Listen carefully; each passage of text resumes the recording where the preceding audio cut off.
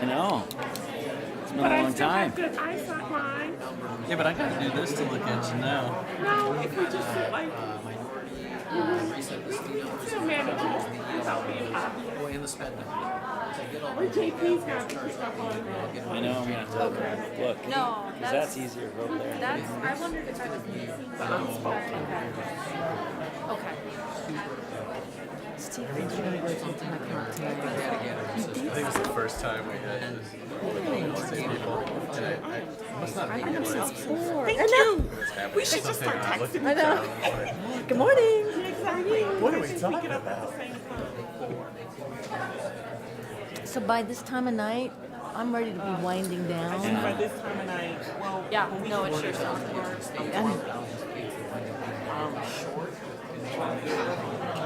and I'm thinking about I want to shop and lay down and watch TV because I set the time. Well, And Malone says no wonder I have nightmares because I watch horror movies. Yeah. Good evening. I call this Iowa City Community School Board meeting on Tuesday, December 10th, 2019 to order. Can they hear me? Hello, I'll talk louder. My name is Janet Godwin, and I want to thank those in the audience, those watching on YouTube, and those following on Twitter. Can't hear. They're on. well, you can hear that. They just need to turn up. They just need to turn up the volume. Is that better? Is that better, folks? No? Better? Some heads are nodding, some are not. Better? Okay, I'm going to start over. Good evening. I call this Iowa City Community School Board meeting on Tuesday, December 10th, 2019 to order. My name is Janet Godwin, and I want to thank those in the audience, those watching on YouTube, and those following on Twitter for joining us tonight. I'll start by introducing those at the table with me. To my right, Superintendent Steve Murley, Directors Lisa Williams, Paul Ressler, Sean Oystone. To my left, Ruthina Malone, J.P. Clausen, Charlie Eastham, and Kim Colvin, Recording Secretary. The public is reminded that if they wish to speak, they need to complete a speaker form found at the table in the lobby and turn it in. During community comment, persons may speak to the board about topics relevant to the district. All community comment directed at non-agenda items and agenda items shall take place at the beginning of the meeting during the community comment section of the agenda. And tonight, first up, we have two public hearings. The first on Northwest Junior High preloading fill and grading project. Now is the time and place for the public hearing on the proposed plans and specifications for the 2019 Northwest Junior High preloading fill and grading project. The Board of Directors set the date for this public hearing on November 26, 2019. Notice of public hearing was published in the Iowa City Press Citizen on November 27, 2019. The district will receive bids on this project at 2 p.m. December 2nd, 2019 at the Facilities Management Office located, is that the date? That doesn't seem like a correct date. Past tense? All right. December 2nd, 2019 at the Facilities Management Office located at 1137 South Riverside Drive, Iowa City, Iowa 52246. Notice to contractors was published as required by law in multiple statewide plan rooms and on the Iowa City Community School District website on November 27th, 2019. Are there any questions from the board? Are there any questions from the public? Thank you. That concludes the Northwest Junior High public hearing. Next up, we have a public hearing on Lincoln Land Parcel.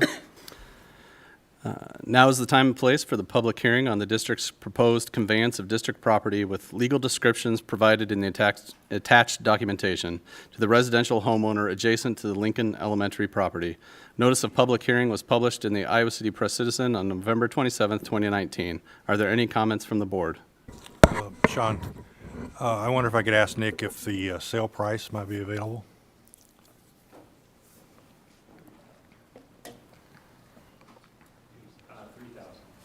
Thank you. Oh, now it's on. Is there anyone from the audience that would like to advise or provide comments to the board on the proposed disposition of this property? Okay, thank you. That concludes our public hearings this evening. Now we get to go into one of the most special evenings we have in our district, our annual Allstate music reception. And I will turn it over to Superintendent Murley. Actually, I'm just driving the slideshow. I'm going to invite my friends in the hallway. Come on in.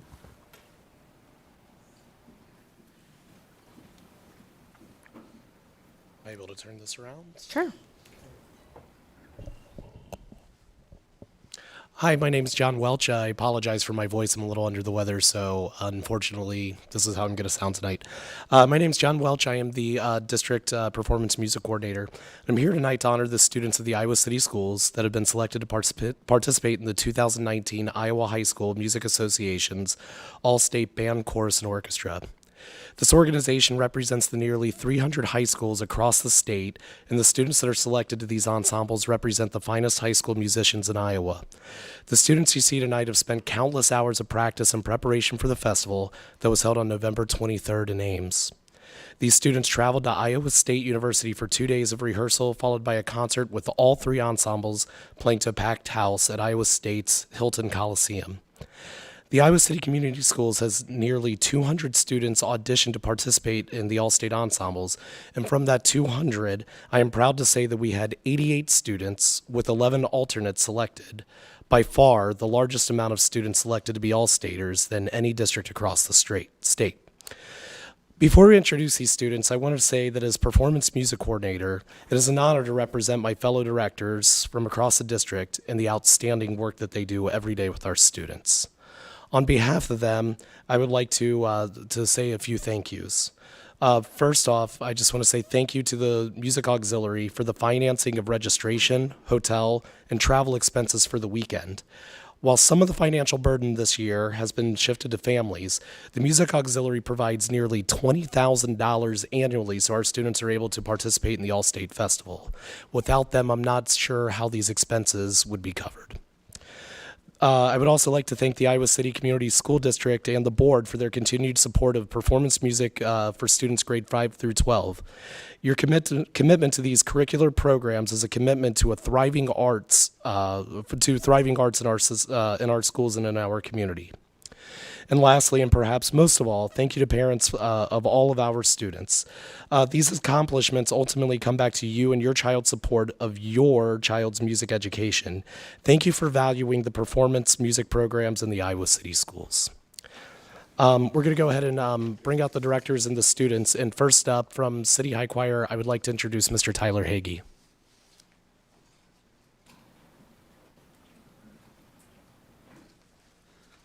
Good evening, everyone. We had 3 students selected for the All-State Chorus this year: Jeremiah Brook, who is unable to be with us today, Rachel Meehan, and Sophia Strathern. Thank you so much for your support of performance music in this district.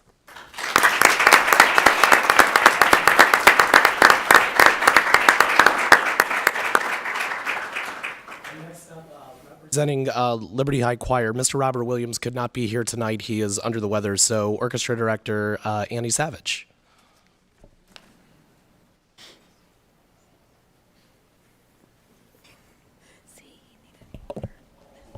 Awesome. You're okay. I can read it off the wall. We were so pleased. Liberty Choir, this was the first year that Liberty Choir had students in Allstate. We had a great turnout, and we have a play practice tech week happening, and they regretted that some of the students were unable to be here. We've had Sophia Cockerham, Scott Dill, Ryan Eyestone, Katie Halverson, Madeline Langson, Sydney Marks, Deuce Martin, Jacob Moscardo, Lila Ponick, Aaron Schultz, Jacob Smith, and Posey Steffler.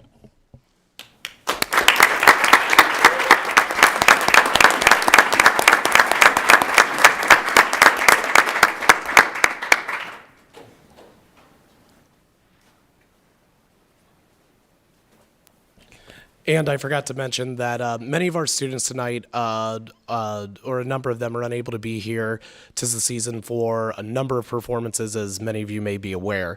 For instance, Westside Choir's directors David Haas and Luigi Enriquez are unable to be here tonight. They have a rehearsal this evening as they're preparing for their Hampshire show this Sunday. So I'll be introducing those students who are at rehearsal with them on their behalf. So that was Carissa Burkhart, Nyata Deshpande, Miranda Fang, Julia Fink, Sean Harkin, Jack Hinman, Asha Sandhu, Jenna Wang, and Evan Zukin. Thank you.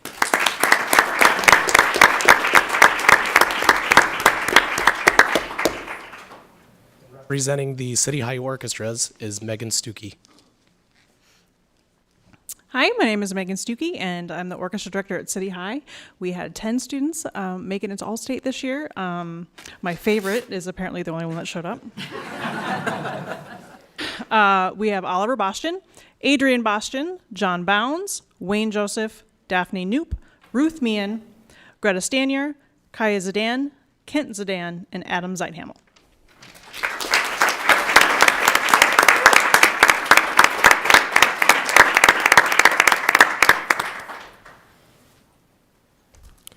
And next, and hopefully we're in order. Yes, okay, there we are. Is Liberty High Orchestra, their director, Annie Savage.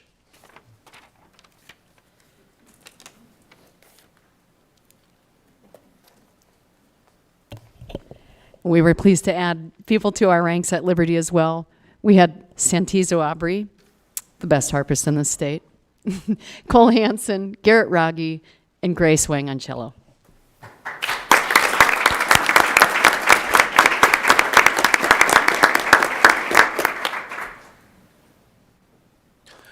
I'm also the director of the West High Orchestra, and those students can come out.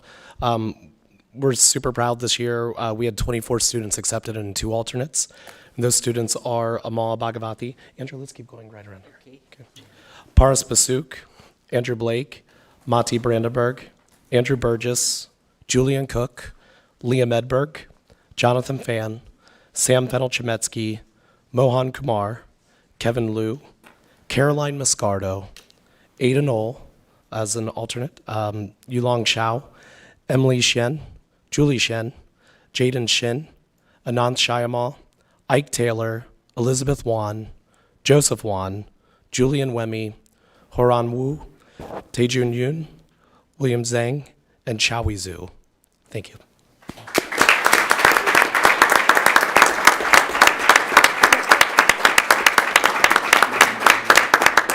That's impressive. Yeah, super impressive.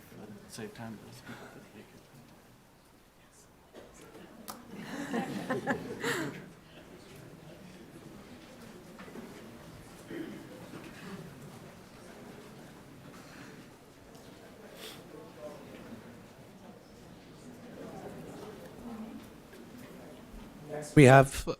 Next we have our bands, and we'll start with City High Band, and their directors Mike Cobble and Aaron Ottmar. Hi, my name is Aaron Ottmar, Director of Bands at City High. Thank you so much for all that you do to support the fine arts and our wonderful young students. Tonight we have Miriam Abuisa, who cannot be here, on trumpet, Lila Butler Mills on clarinet, Ryan Carter on bass trombone, Laura Freestad on clarinet, Adam Holmes on bassoon, Noah Cabot on trumpet, Justine Reschley-Krasowski on alto saxophone, Colby Schneblin on trombone, and Monique Schneblin on oboe. City High Band folk.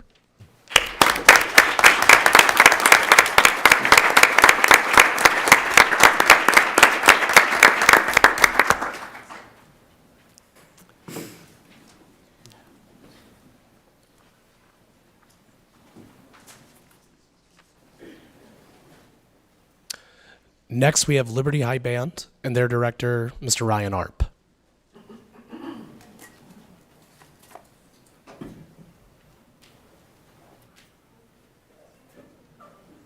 Hello, my name is Ryan Arp with Liberty High Band. Wanted to just take the time to say huge thanks to John for all the work that he does to organize the whole festival for us and get everybody registered and signed up and dealt with IHSMA, our organization for the whole festival. He does a great job, so thanks, John. Last year, we only sent 5 people in for auditions, and this year we had 5 people accepted, so great achievement at Liberty. Some students unable to be here: Jennifer Ho on clarinet, Jacob Morgan, percussion first alternate, Megan Uden, clarinet first alternate, and present are Tyson Baker, tuba first alternate, and Spencer Knight on French horn.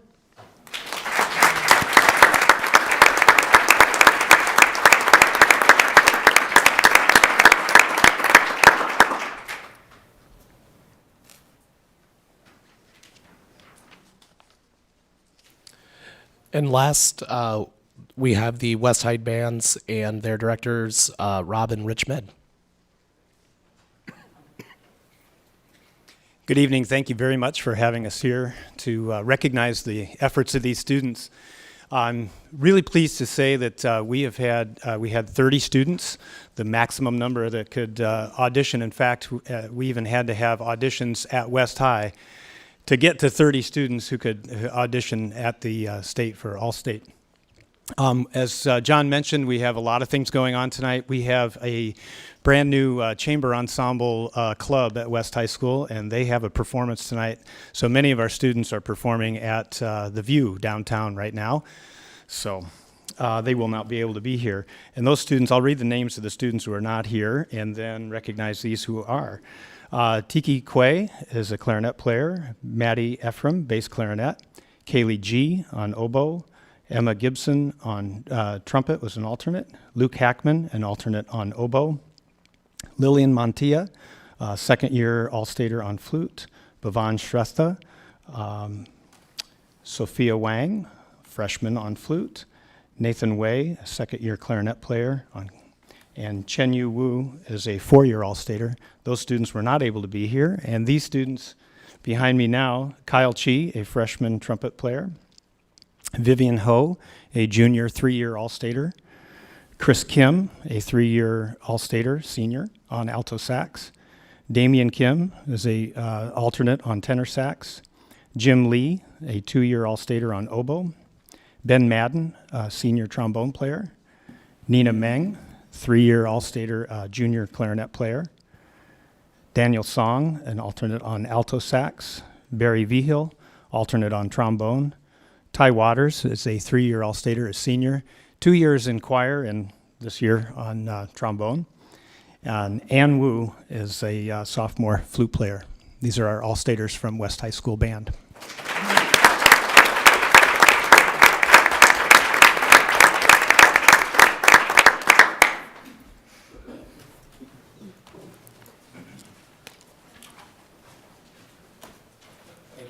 Thank you all so much. Wonderful accomplishments to everyone. We're going to move into two of our public forum items. We're going to start with the student representatives and then be followed by Brady Shutt with the ICEA update. And first up, we have Mira Kumar from City High.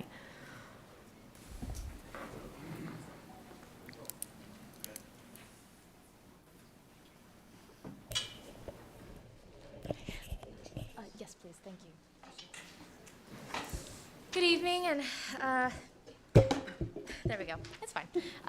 Good evening, and thank you for having me. And I also am really glad to greet the two newest members of the school board, Ms. Williams and Mr. Eastham. Thank you for being here, and I'm really happy to be presenting to all of you tonight. So some really amazing things have happened at City since I was last here. Our winter play, A Christmas Carol, had great success. There was a big community response, and it involved a ton of members of the City High community between the cast and the crew and everyone who came out and supported the show. It was a really wonderful experience.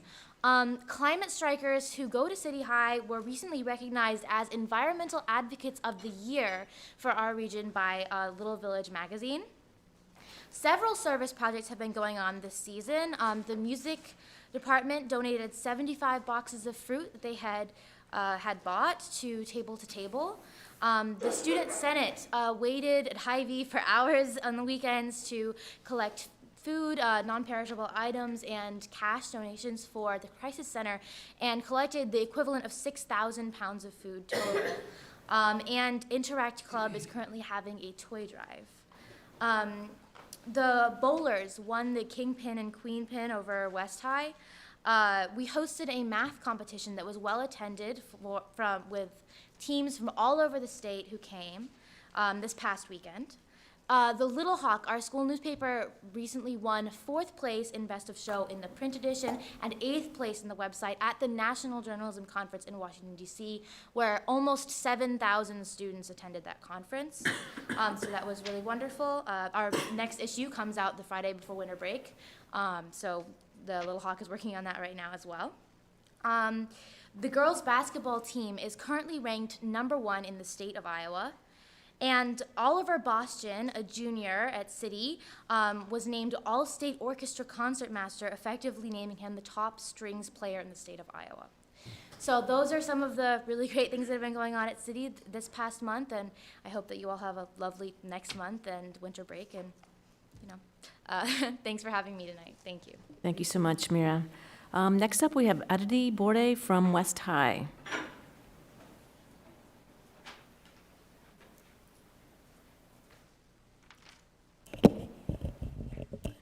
Hello, my name is Aditi Borde, and I am a junior at West High this year. It's nice to see all of you.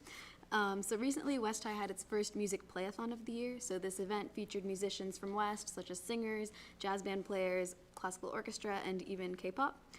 So the program raised money for the Iowa City Music Auxiliary, and we can't wait to see what the event is going to look like later in the spring. West High's new club this year, Cadenza, is a classical musical club, and they recently had their first event called a Classical Night of Music, and they presented 12 classical pieces, with all of the money also being donated to the Iowa City Music Auxiliary. Iowa State University also recently released their roster for the ISU Honor Choir. Of the 98 musicians that were selected, 9 of them were also from West High, so we're really proud of them for representing us and all their hard work to get there. The speech and debate team is also continuing their winning streak. West High student MC Guo was the Lincoln Douglas champion, and West also won first place in extemporaneous and spontaneous speaking. This past weekend, West also had its first play of the year. It was called She Kills Monsters, and it was a heartwarming tale of two sisters with like a comedic take into the fantasy world of Dungeons and Dragons. So that was really interesting. And the play had an amazing turnout and included over 100 West High students, from actors to set, props, light, sound and hair, and all the backstage work that goes into creating a play. Our math team is also continuously racking up wins at competitions. Specifically this past weekend, West won first place in the team round and also in the team relay rounds, and first place in all individual sprint rounds and target rounds from grades 9th through 12th. So they really crushed the tournament, and we're really proud of them, and we know how hard math is, so it's quite impressive. West Side Story, West High's student-led news publication, also won honors at this year's National Journalism Convention at Washington, D.C. West High alum, who graduated last year, Anjali Hoon, was named the first place National Writer of the Year, and that's really incredible, and I think we're all really proud of her hard work because she worked very hard for that.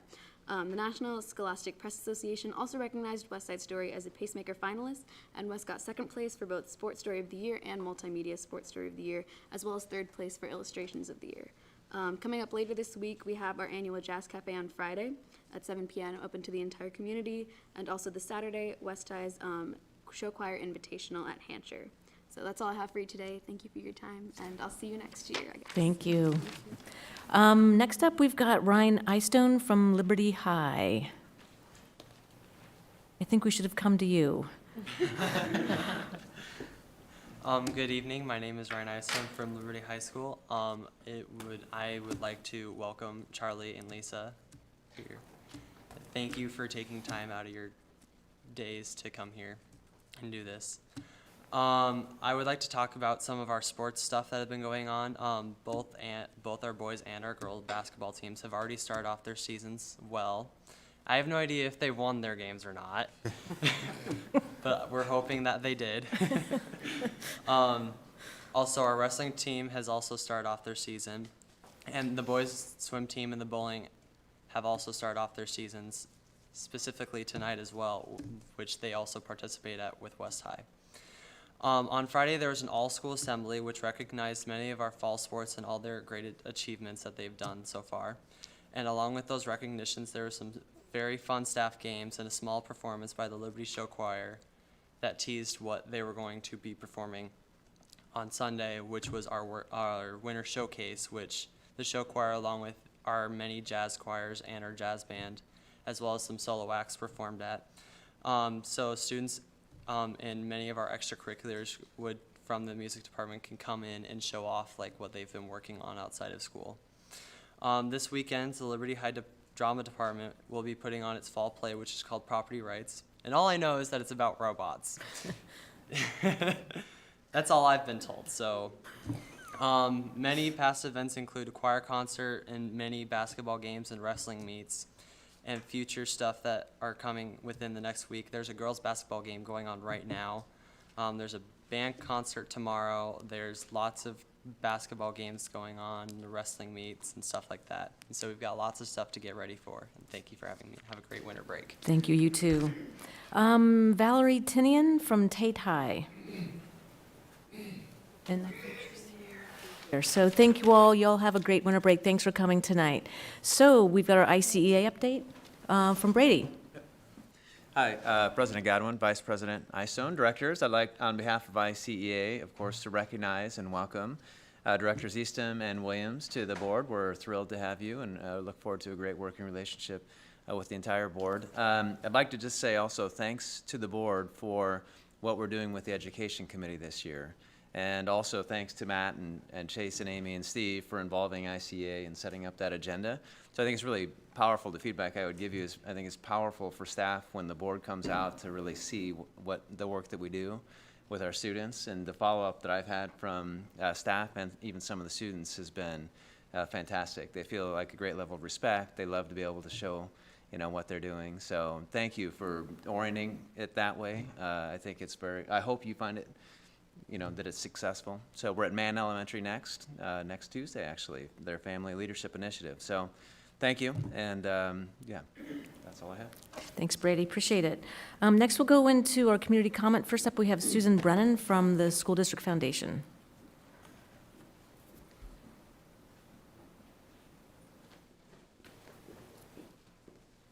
Good evening. For the new faces at the board, my name is Susan Brennan, and I work for the Iowa City School District Foundation. Because I'm here to thank a different group of people tonight, I wanted to take this opportunity, though, to thank all of you. I know this is a volunteer gig, and it takes an incredible amount of time and work and effort on your part, and from the foundation and the foundation board of directors, I just want to thank all of you for everything you do on behalf of our district. The group of people here tonight is also a volunteer group of individuals, the Iowa City Road Races Board of Directors, and they work tirelessly to put on our annual Run for the Schools event. These people share a passion for running and fitness, and I guess because they're so healthy and they have loads of excess energy, they decide to put on this race annually for our district. And so here tonight, I'd like to invite them up to share the good news of our run from this year. And with us tonight are President of the Board, Joan DePranger. She's also a teacher librarian at Horn Elementary. Come on up. Race Director, Matt Kether, I think, Bob Opliger, David Mosier, and Beth Menser. Did I get it right? Oh, good. You got a big thumbs up. So I would just like to highlight a couple of things that the Iowa City Road Races was able to accomplish this past year. We were able to give back $7,600 to individual schools who had a certain level of participation. They got anywhere from $100 to $250 for their PE departments and the library departments that could serve all the students in the schools. And then in addition to that, we are presenting a check for $23,443.91. That will go to the district for a total of $31,043.91. In addition to that, Iowa City District then had the opportunity, people who are participating had the opportunity to donate on top of that, and they donated another $15,000. Wow. So we turned around and will donate close to $50,000. I'd also like to recognize Midwest One. Midwest One has been a sponsor for the past 21 years, really backing up a lot of our expenses, including a lot of its safety, making sure that the runners are safe with our police departments. And then because this is the 21st year that we have now turned funds over to the district, we have surpassed over $1 million that in total the amount of years that we have turned around with a lot of help with volunteers, students, participants. What? The other sponsors. Yeah, in addition, right. Midwest One is our title sponsor, I'm sorry. And then we have other level sponsors that we truly appreciate their involvement in our run. And Susan has been tirelessly also attends our board meetings and comes up with some great ideas too, and all the other volunteers that you see here. So we're happy to turn over a check tonight for $23,443.91. Thank you so much.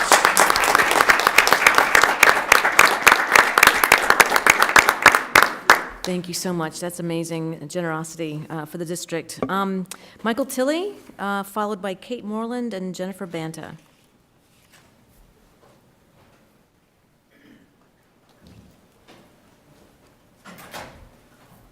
Good evening. My name is Michael Tilley. I live at 1108 Carver Street in Iowa City.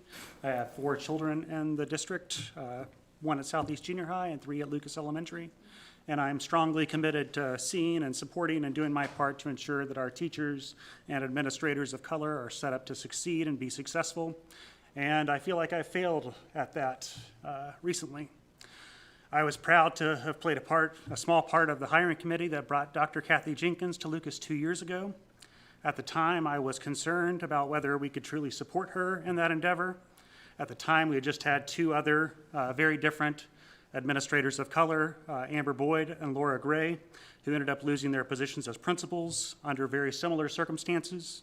That is, you had a group of predominantly white teachers succeeding in undermining their principal while drawing parents into their workplace conflict, and that workplace conflict ultimately led to a point where both principals were reassigned from their positions. Over the past 18 months, we've had a very similar situation at Lucas Elementary with Dr. Jenkins. Like I said, I was a parent representative on the Lucas hiring committee for principal last time, and Dr. Jenkins was excellent on paper and in person in the interview. She served as a building principal at multiple schools, had a great deal of experience working with our target demographic, black and brown students, which we have a large demographic of at Lucas, and she gave an excellent interview on that day. I also had very favorable impressions of Dr. Jenkins over her first year and a half. She was warm, she gave detailed principal reports, she was responsive to issues that I raised, that others raised, and I also appreciated that she was willing and able to address difficult subjects that had been left unaddressed previously, but she was able to address them under her watch. The Lucas community found out recently that Dr. Jenkins is on leave, at least until the end of the year, and the fear is that she's going to choose not to return because of how poorly we have treated her. And here I'm including our parents, our teachers, and our central administration. I've seen direct evidence of faculty and staff at Lucas drawing parents. This is deeply problematic, and to attempts to remove Dr. Jenkins. And I've heard central administrators throw Dr. Jenkins under the bus, even to parents who've supported Dr. Jenkins like myself. I can't imagine how terrible that experience must be for Dr. Jenkins, who's living through that, just from what I've seen. I'm so sure it's much more in her experience. Needless to say, I'm terribly disappointed in our community. That's not who we should be. And going forward, we need to change. We need to have a comprehensive evaluation of bias in our hiring practices. I could talk a little bit about that. We need to also evaluate how some of our teachers have actively worked to undermine our administrators of color. We have 3 examples of this now, just in our recent past. And we need to look at how our central administration is supporting our administrators of color as well. I've seen clear evidence of failures in all 3 of these parts in Dr. Jenkins' case, and we need a comprehensive evaluation of those failures. We can't solve the problem unless we know what's going on, and the board needs to be on top of that. We simply aren't going to ever retain administrators of color in an environment where this happens to every single one of our administrators of color, as it has in at least the last 3 cases. And second, we need to reach out to those administrators that we failed in the past, not only the 3 that have happened recently, but others, and identify the sources of those issues and address them. It won't do to give platitudes like everyone makes mistakes or no one's perfect, things I've heard from our administration here. And you can't truly come to terms with this history unless you do a full reckoning with the past. We've allowed these conditions to persist for way too long. It's time for us to begin cutting out that disease. And the board is complicit to the extent that you let it fester. Thank you. Thank you, Michael. Kate Moreland and Jennifer Banta, followed by Leslie Nolte and Beth Brown.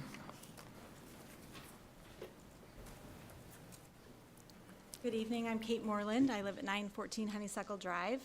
I'd like to thank you as board members for serving and congratulate the new board members that have been newly elected. We're here tonight on behalf of the business community as well as being parents in the district to support the Battelle contract before you tonight. This will be an exciting step for this district to engage the larger community in developing a portrait of a graduate. This collective vision will help invigorate and engage students, teachers, and community stakeholders to ensure that our students are ready for the future. The business community, through both the Iowa City Area Development Group and the Chamber of Commerce, looks forward to supporting this work in the months to come. Hello, I am Jennifer Banta, 2685 Highway 1. On behalf of the Chamber of Commerce, I'd like to welcome the new board members and to thank all of you who've dedicated so much time to leading our school district. I know that's hard work. Through my advocacy work at the state, I work to improve policy and funding, including SSA funding for our school district. I know that we haven't seen funding like we should, and we think it needs to stay on pace with economic development and economic growth in our state. We understand the increasing demands placed on our education system, so our business community is here to support you in your work. Two of the examples of what we, as the chamber and our chamber members provide, are the new Teacher Luncheon every year. It's been going on for as long as I can remember, and I've been around for a while. That's a celebration of all of our new teachers to the district. And we also have an awards banquet every year called Innovation in Education. And we get to champion the great work that our administrators and our teachers do. And we're here really, both of our organizations, to support you. Thank you so much for your work. Thank you, Kate and Jennifer, appreciate it. Leslie and Beth.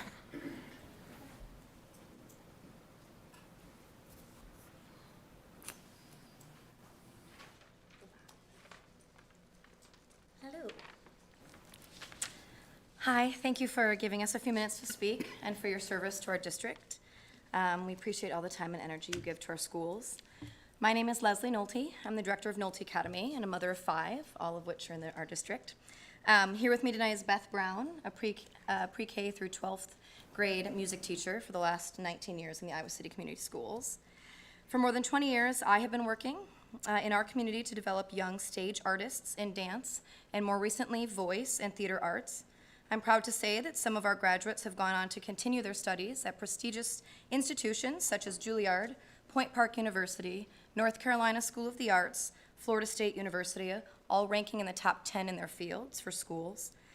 Also, we have students currently performing with the Houston Ballet, the Pacific Northwest Ballet, Miami City Ballet, the Martha Graham Dance Company, on Broadway, and with the Rockettes.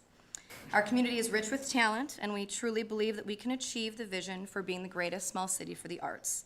This was demonstrated just this evening in the outstanding achievements of our Allstate musicians. We are here today because we believe there is more potential to be realized. We have watched over the years as some of our most talented stage artists have left this community in their early teens so that they can focus on their arts in a very non-traditional setting. For the past 2 years, our team has been researching the potential for our community to create a similar offering. We're working to open the Iowa Conservatory, or ICON, to be able to offer students who wish to fully immerse themselves into their craft the opportunity to study, grow, and launch their career right here in Iowa City in the areas of dance, musical theater, piano, design and production, and stage writing. Our aim is to utilize and develop an academic model at ICON that both supports the unique need of young artists as well as complements the already thriving educational setting offered here in the Iowa City area by the public schools. We believe ICON would attract students from across the nation to further their education in our area. The biggest challenge we are finding is obtaining the right property for us to bring this vision to life. We are here tonight to ask the school board to consider making Roosevelt Elementary available for purchase for a utilization that would be complementary to the mission of the school district, to challenge each student with a rigorous and creative curriculum. We believe that there will be some great ideas from the community to utilize this historic piece of property and structure, and ICON could be one of the interested parties to respond to a new RFP. Thank you. Thank you, Leslie and Beth, appreciate it. That concludes community comment this evening. We will move into agenda approval. Is there a motion to approve our agenda this evening? I move to approve our agenda. Second. Kim, ready to vote?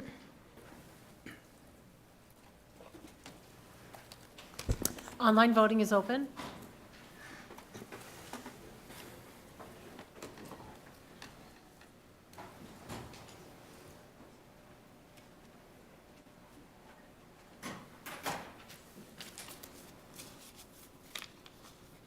I'm a yes, Kim. I just Thank haven't you. logged in. All votes have been cast, and the motion carries with all directors voting in favor. Thank you, Kim. Our consent agenda, I think Ruthina reviewed bills this period, and Sean. Comments? I just had one question. I'm kind of a tree hugger, so I saw on there was some removal of trees at a school, and I asked, just kind of the story on it. And one big thing that I was appreciative of is that we have a replacement policy for trees, right, a 1-to-1. So that was important to me, but I just kind of want to know the reason behind it. Is it construction happening, or the trees getting old or something? So I was appreciative of the response that I got. Nothing? Everything okay? Are there consent agenda items that directors would like to pull? Hearing none, is there a motion to approve our consent agenda? So move. Second. Kim, ready to vote? Online voting is open.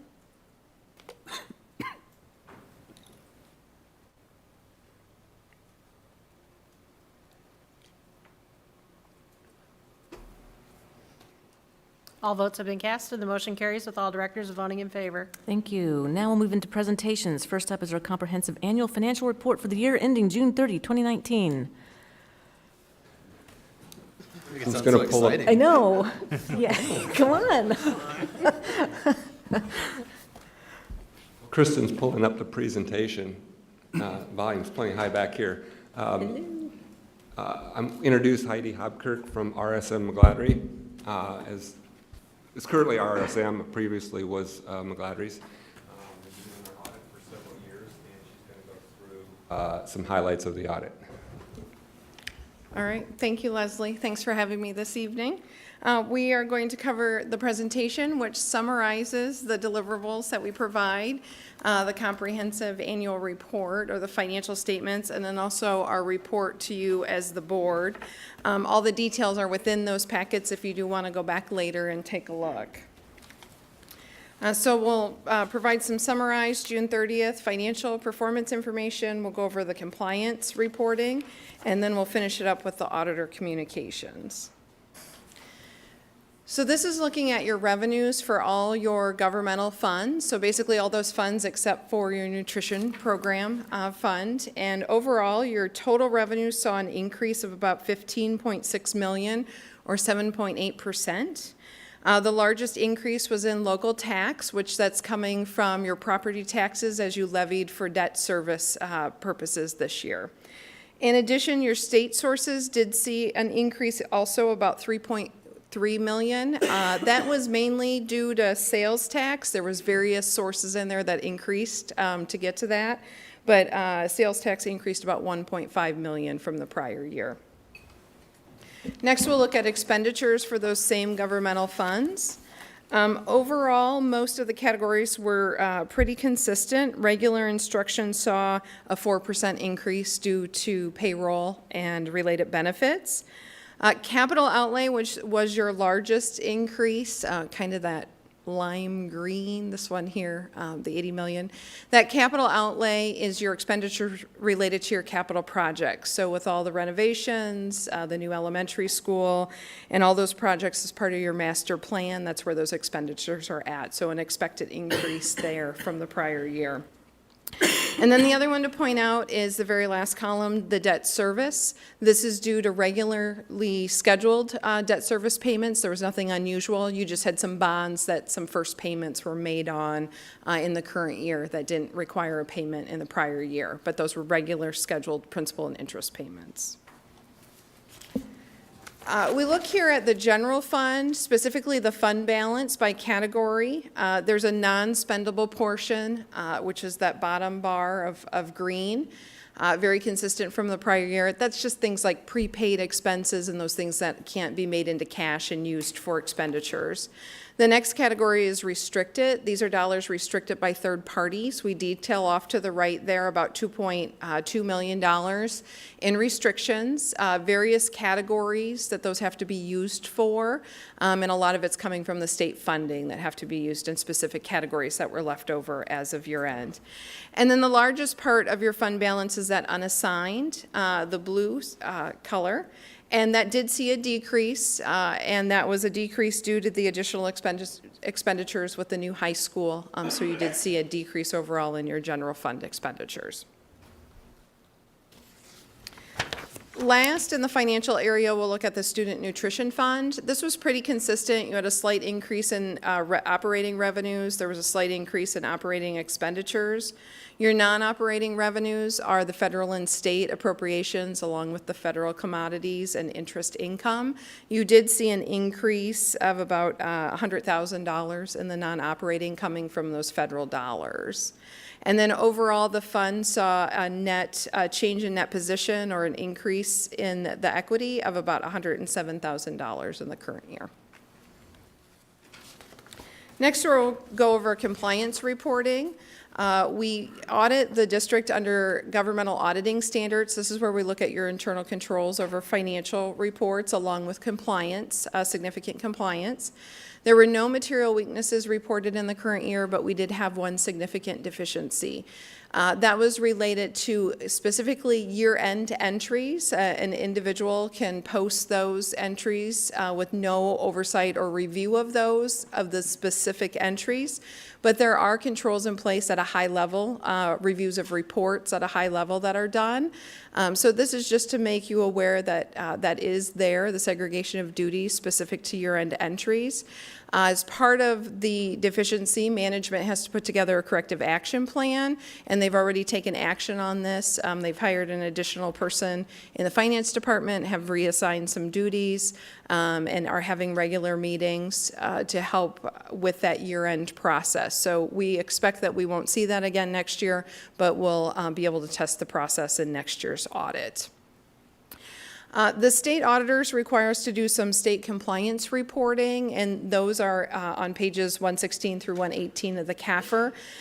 The only finding we had this year, which is one that you have every year, is related to the certified enrollment. All school districts have this. The state reconciles enrollment across the state.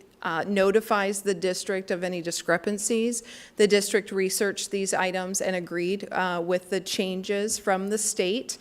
So we're just reporting that change and that there were some reconciling items there, and that will affect your state aid in the next year. And this year it was a decrease of 1.79 students.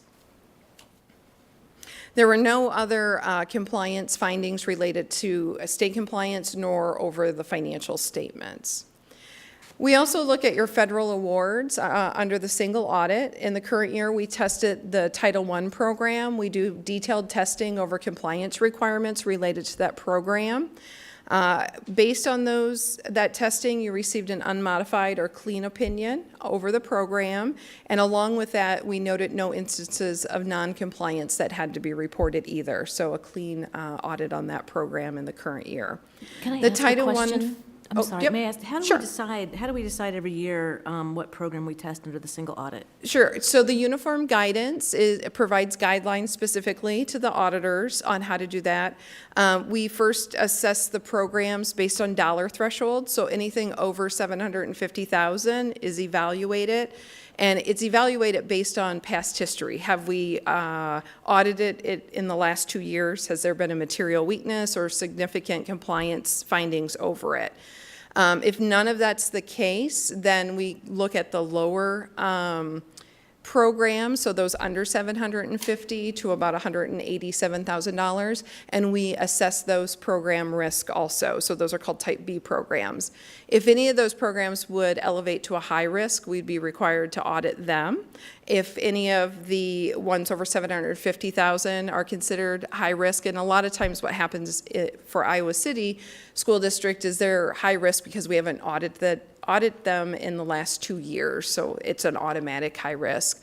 So normally we're looking at those programs that are over $750,000 that haven't been audited in the last 2 years, or we're rotating between them. You don't have any Type B high risk because of the criteria that we look at to make that assessment. And you have, I think, 2 or 3 programs that are over the $750,000. So it kind of rotates between Title I, child nutrition program, and then every once in a while, special education will get in there, IDA. So, but there's specific guidance that leads us down that path to determine that. Thank you. Yep. Title I accounted for about 27% of your total federal dollars expended, which in total you had about $8.6 million in federal expenditures in the current year. And then the last thing is our auditor communications to you as the board. As I mentioned, not only did you receive an unqualified on the program, but you also received an unmodified or clean opinion over the financial statements. And what that tells you is that your financial statements are materially correct as they're reported in that bound report. Within those financial statements are management judgments and accounting estimates. We perform additional procedures over those that are significant, including evaluating and determining our own estimates or relying on third parties to provide us an estimate. And based on that testing, we had no concerns and believe that all of those estimates are reasonable. The estimates in the report are similar to prior year, and we do detail those out within that report to the board if you're interested. There were 2 audit adjustments in the current year. One was related to capital assets and the related depreciation, and the other one was actually a reduction in your claims liability. Claims are turning a little bit faster than in the past, so as we gathered additional information on that estimate, even though it was reasonable overall, there was an audit adjustment that was proposed to reduce that estimate. The summary of uncorrected misstatements, this one's coming from our testing. As auditors, we sample. So when we sample and we find an error within our sample, we have to do what we call project it over the population. And we found an AP cutoff error that related to a prior year expenditure being recorded in the current year. And when we projected that to our population, it was over our threshold that we could just completely pass on it. So we report that within these uncorrected misstatements. It was a accounts payable that should have been recorded in the prior year, but it didn't elevate to anything material. Management did post the one that we found. It was automatically corrected through the current year. So it's really just expenditures are overstated in the current year within the financial statements by a not material amount, and it corrected itself. So your ending equity at this year is correct. We had no disagreements with management. We're not aware of consultations with other accountants. No major issues were discussed with management, and we did not encounter any difficulties performing the audit. Before I turn it over for questions, I do want to thank Leslie and his department, along with the Title I department and all those throughout the district that provide us information through the audit process. They are very helpful, and we would not be able to do our job without all of their help. So we appreciate everything they do for us, too. With that, I would open it up for any questions of anything I covered or any other questions that you have around the audit.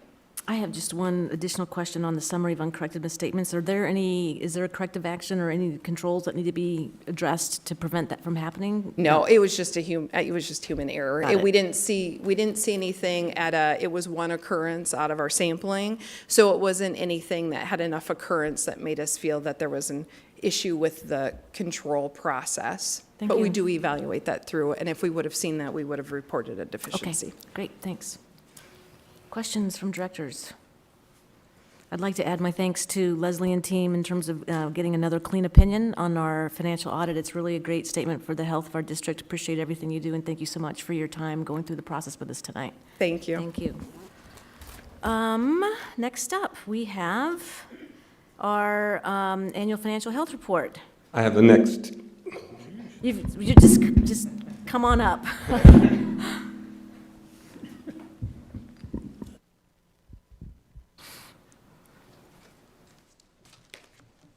I'll try this one instead. Is that better? Yeah, that's good. Just a quick summary or follow-up from the CAFR or the audit report that you just received. The district will submit that report for the Certificate of Achievement to the Government Finance Officials Association and ASBO International. We have received awards for our report for the last 13 consecutive years. So we are on the streak with lucky 13, and we're going for 14 for this year. So that will be done before the end of December. It has to be filed within 6 months. These financial statements will also be included in our bond disclosures that were coming up, and you have some action on the first step of that tonight, but just to let you know that they're part of that disclosures as well. So the two reports that you have are kind of just a recap of historical information from the last year. Most of it is contained, or all of it is contained in the audit report that you just had, but this just provides some detailed information. The second report of the two that I have is just kind of a comparison of some key numbers off the certified annual report that's filed with the Department of Ed on September 15th of every year. So that's just kind of informational only. The annual health report is the larger one, which is probably about 15 or 20 pages long.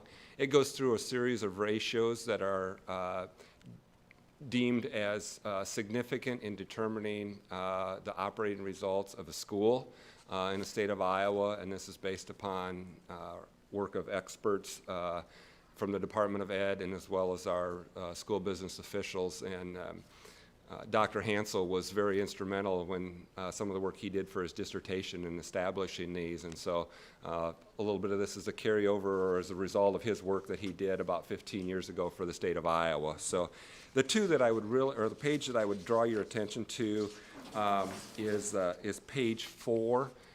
It has the color-coded, thanks Steve. There's two that are in red, and those would be considered the hot button items. The first one is the employee cost ratio. Typically, you would like to see that between 75 and 85%, and we are right at the 85%. As you're well aware, most of our salaries for our employee groups are in the highest in the state of Iowa, and that's really what accumulates to that ratio. But it also tells us that 85 cents of every dollar that we spend goes to people. And most of that is to classroom people, both teachers and paras. You know, that's really putting our money where our mouth is, so to speak, and putting it in people there. The other one is the unspent balance ratio. As you saw in the quarterly report that was presented back in November, our unspent balance had went down because of last year's operations. We had projected and planned for that because of the operations of opening Liberty High School. It's kind of a 2-year process. We're getting that fully operational. That's going to start to turn around this year, and especially with our enrollment increase for this year going forward. So at this point, we're working through those projections as to where that unspent balance will go forward. As we shared at the last meeting, Chase and I did, that we're working on those projections and hope to have those shortly after the first of the year as to what that's going to look for, to keep you in the loop there. The other two there that are in yellow, they're showing up on yellow there as opposed to lime green. Those are ones that are approaching kind of that, you know, review area that are not quite as positive. The days net cash ratio just tells us that 63 days, if we took the expenditures in the last fiscal year and divided those by 365 days, how much cash did we have at the end of the year to pay that daily amount of expenditures is really how to think about that. So, you know, we had 79 days worth of cash in the prior year, 63 this year. It was not a factor in any of our payments or anything. We were not late on anything subsequent to June 30th, so it's just a ratio at that point in time. And the financial solvency ratio dropping to the 7.03%, again, is closely tied to where the unspent balance dropped. Those will generally move in the same direction. Mm-hmm. So those would be the key indicators. And the pages behind that then just go through the actual computation and just kind of some of the ways that you could correct those or adjust those as you move forward. So question on the ratios. I mean, clearly it's good information for the board to be able to see kind of the heat map and the movement on these ratios. Who else uses these? I mean, in terms of judging the solvency or the health of the district? The solvency ratio and unspent balance ratio will be looked at by our bond rating that we have next week with Standard & Poor's. other than looking at it as an internal management tool, and just as the standards across the state, the bonding companies are really the people who take these into the greatest level of interest on those. Yeah, internally, we use them as our part of our forecasting process. So we look at past practice and projected future performance in these areas, and that helps us as we do our budget setting process before we come to you with those parameters that we bring to you in January about setting the budget. Mm-hmm. So, Leslie, do you have a chance to discuss with the bonding companies about why the ratios for this district are at this level at this time? Yes, Charlie, we will have, we actually had a follow-up rating call from our last bond in November. Now that every bond issue that you do, you have to have a rating call. And so Steve and Chase and I will participate in that call with them next Monday for the next bond so that they can issue that rating for the sale in January. And we'll have a credit presentation that goes out to them. It'll give details about that. So a year ago when Craig and I did that with the bonding, we told them that we were expecting to have a deficit in our fiscal year 19 numbers, and that's exactly what we did have by what these ratios show. And so now we'll just show them what our fiscal year 20 projections are. We'll now have the increased enrollment. We can share with them how that impacts our budget moving forward and helps us recover from those. So, but the other things that they look at, not only for the district operations when they make that bond rating call, is the community. So unemployment rate, very low in Johnson County. Property tax valuations, very strong, some of the strongest in the state. So we currently have the highest rated bonds of any school district in the state of Iowa. Oh, okay, good. So, and we have had that for 15 years. We were actually 2 steps above anybody else in the state until November. We got a slight nick down, but we were expecting that. So. Okay. All right, thanks very much. Anybody else? Thank you. Thank you. Thank you, Leslie. Sorry, I've gotten off our agenda. We kind of did the two together. We are now, did we do we did the car, didn't we? Yes. For June 30th? Yep. And now we are into our comprehensive equity plan.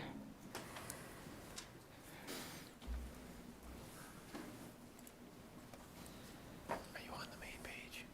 No, just pull it up. There you go. Thanks.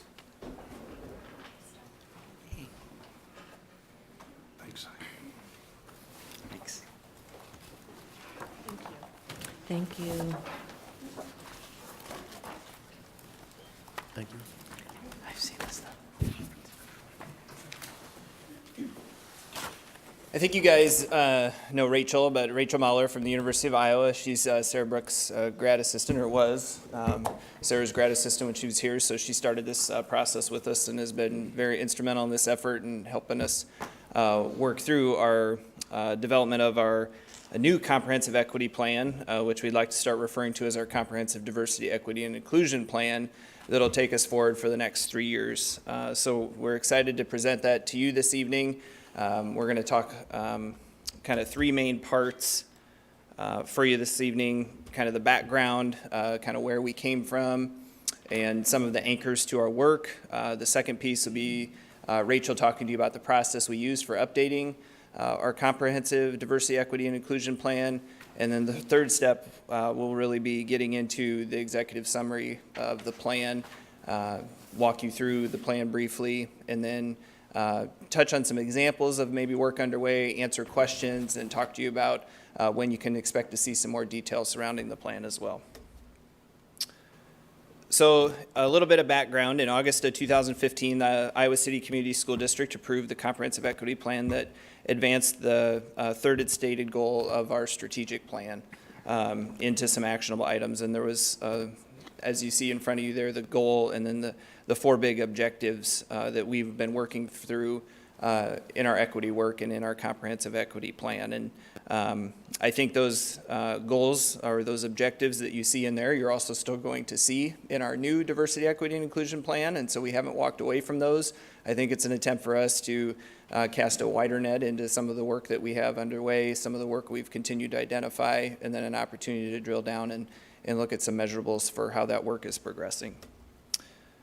Three other pieces I would just anchor you to would be our district policies and practices, including the board equity statement that you approved, or the board approved in July of 15, the board statement on LGBT and inclusion in April of 18, and Laura's going to be working with you and her team on that this evening. Obviously, Laura's been very instrumental in this work too. We wanted to take it easy on her tonight, so she didn't have to stand and answer questions for 2 presentations. But that'll be an important part of our work this evening and how it's included into this plan as well. And then finally, the non-discrimination policy are kind of, like I said, a few of the roots of this work. I'll let Rachel take you through the process for updating. Yeah, all right, so last year the school district started engaging in a strategic planning process to update the comprehensive equity plan. And this was facilitated by the Equity Implemented Partnership based on the guiding principles and the development process that the University of Iowa used for updating their DEI plan. And so the guiding principles that were used for this work were 1, alignment and integration with the district strategic plan, school improvement plans, and what the district is already doing. The second thing was having it strengthen and augment existing accountability structures, so including metrics, people responsible, and timelines. Third, we wanted to have it be informed by district-specific data and research in K through 12 that has like best practices for equity reforms. And last, have it be an inclusive process of decision-making. So a development group was selected to help us create this comprehensive equity plan, and we also had 2 public forums. We conducted listening sessions with key stakeholders in the district. We sent a feedback survey out to parents, students, teachers, and community members. And finally, we worked with administration leaders to co-create this plan. So the role of the development group was to review existing district goals and data, to look at the suggestions provided by the listening session reports and the community input reports, and then through all of that, help us develop the comprehensive plan. Membership was about 40 people from key stakeholder groups. So we had several people from the board, we had people from the cabinet, principals, students, teachers, parents, and community members. We met about 7 times over the summer, and throughout this, we developed goals and strategies for the district to address equity concerns. So the first things in your packets are these 2 reports. The first one is a listening session report. We conducted 7 listening sessions with these different groups in May. Dr. Sarah Brook facilitated this, and we asked several questions, mainly what are your most important equity concerns, and what ideas do you have for addressing this? We had large group discussions and also had people fill out a sheet afterwards. So we took all that data, analyzed it, synthesized it, and came up with the different themes. The things you see here in bold are the things that were most commonly stated by people. So some examples of equity considerations were academic achievement disparities, inequitable access to learning opportunities, disciplinary disproportionality, lack of emotional mental health support, lack of diversity in the teaching staff, lack of communication with parents, disparities in funding allocations and resources. And some ideas for addressing these concerns included equitable access to advanced courses, restorative practices, emotional mental support, increasing diversity of staff, and more communication with parents, accountability structures, things like that. And then we had another public input report, and this was received through 2 open community forums that we held, a feedback survey, and we used open-ended comments from the 2019 school climate survey, where students were asked, do you have any additional comments you want to say about your school? We took that information and categorized it into what students' concerns are, and if they mentioned any ideas for improving it. And here again, this is another summary of what we heard from people. Students talking about inequitable access to learning opportunities, people again talking about disproportionality and discipline. Students mentioned bullying and harassment and hurtful comments about race and gender and sexual orientation. lack of diversity in teaching staff, similar to the listening session. And then again, ideas for addressing it. Some ideas were equitable access to classes, disciplinary equity, culturally inclusive curriculum, things like that. So the development group took all this information and we formed different goals and strategies, tried to prioritize them, and then worked with the administration to create the actual structure of the plan. And that is what Matt will take you guys through now.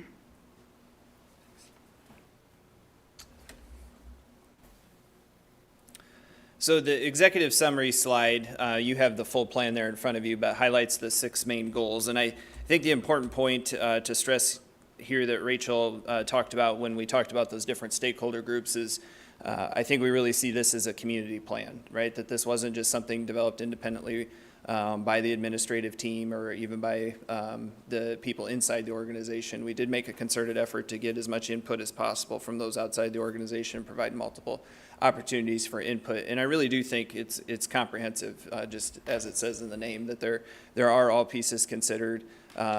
There may be pieces that people don't like where they're placed or what they're under, but I do think they're accounted for in some way, shape, or form, which is the important part of the work, that we're paying attention to it and we're able to move the ball down the field as we continue this work. So as you look at the 6 goals, the first one talks about reducing the opportunity gap for structurally disadvantaged students. And in our last session, Charlie had a great question and asked about why opportunity gap instead of achievement gap, or some of the other language that we've heard. And I think the thing that we've learned as we've continued to work on equity is really achievement gaps are created by opportunity gaps and access gaps. And so if students never have appropriate access or the opportunity, then of course we're going to see an achievement gap. We're going to see disparate results. And so it really starts on the front end of that work where we look at how are we creating equitable access for opportunities for our kids.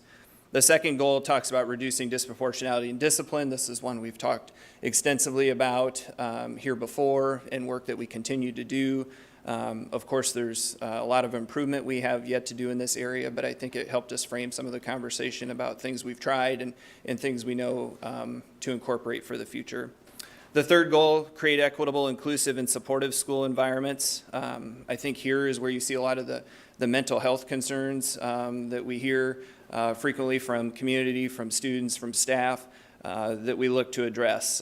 Anything from, like I said, that mental health piece to the bullying and harassment that can then play into the mental health, how we start with school culture as the foundation for that, and providing a supportive and caring culture for our kids. And so that's really on the environment basis that we start with, our student survey that you think about, that you see the results on. We've said before, if we really want to see movement in results around discipline or achievement, we need to start seeing some movement there, right, and how they feel. It's like that Maslow's hierarchy of needs, that if we don't have those basic needs met, how are we going to get those advanced needs moved along? The fourth goal, attaining diverse and culturally proficient teachers, administrators, and staff. We also talk about retention in there, as the community commenter spoke about tonight.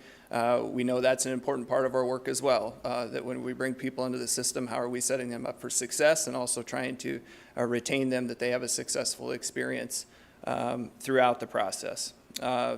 Goal 5, increase stakeholder engagement. Parents, students, and community members, I think this is difficult for us, to be honest. This is one where we know, even as we went through this process, trying to engage multi-stakeholder groups, how do we do that, and how do we do it effectively, consistently, in multi-forms? There's no one right answer, I think, is the big thing, the big one here, that we have to look for a variety of ways. And then goal 6, create culturally responsive and equity-informed district policies and practices. And I really see that as the big one for the board, right? How are we having some, I'm using that word anchor over and over. Lisa Glenn, our special ed director, she uses it all the time, and I just love it. But if we don't have that, if we don't have the policies to tie back to, then a lot of the things we're doing happen in isolation, and how are they connected? And so really having that strong foundation and that root in policy and practice helps drive a lot of the work. And so when there's decisions or changes that maybe need to be made to help advance one of these goals, it's rooted in that foundation. And I think that'll be an important part of our conversation with you through this plan, because some changes can be uncomfortable. They might not be popular for everybody. It might cause some discomfort to aspects of our community. But if it's rooted in that foundation that we said this is what we're about, then we'll be able to, I think, weather through those changes and do what's right for all of our kids. So those are the 6 big goals. I'm not going to walk you through all of the actual strategies and critical tasks that you see in there because they're pretty comprehensive. But I think that executive summary, the 6, kind of gives you the big target of what we're going for.